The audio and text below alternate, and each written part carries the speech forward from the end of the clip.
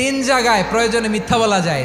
এক নাম্বার, আপনার ওয়াইফকে খুশি করার জন্য, সে একটু এরকম না বলে একটু কৌশল করে বললে খুশি হবে, ওটা বলা যায়। দুই নাম্বার, জীবন মরণের ব্যাপার, যান বাঁচানোর জন্য একটু কৌশল করে ঘুরিয়ে বললেন, এটা জায়েজ। তিন নাম্বার, দুইজন ঝগড়া লাগছে তাদেরকে মিলিয়ে দেওয়ার জন্য কৌশল করে একটু মিথ্যা বলা, ঘুরিয়ে বলা যায়। দুইজনের মধ্যে দেখলেন যে সম্পর্ক খারাপ, একজনরে বললেন, ভাই সে তো ওই দিন আপনার ব্যাপারে অনেক প্রশংসা। কি আমার ব্যাপারে প্রশংসা? কি বললো? এই বললো আপনি নাকি এই করছেন ওই করছেন, অনেক প্রশংসা। লোকটার মন খুশি হয়ে যাবে তার ব্যাপারে, ঠিক কিনা? আবার তার সাথে যার ঝগড়া, ওরে যে বলুন, ভাই ওই দিন তো সে আপনার অনেক অ্যাপ্রিসিয়েশন করলো, অনেক, সে তো অবাক, কি রে বলে কি? এই যে দুইজনের ব্যাপারে দুইজনের একটু ভালো ভালো কথা বলে দিচ্ছেন, একদিন দেখবেন রাস্তা দিয়ে হাঁটার সময় একে অপরকে সালাম দিয়ে ফেলছে, সালাম দিয়ে বুকে জড়ায় ধরছে, আছে না নাই?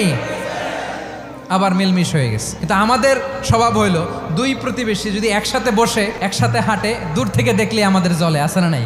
ঘটনা কি? এই দুইটার মধ্যে এত মিল কে? এই দুইটার মধ্যে গিরিঙ্গি লাগানো যায় কিভাবে? আল্লাহর কাছে তওবা করেন।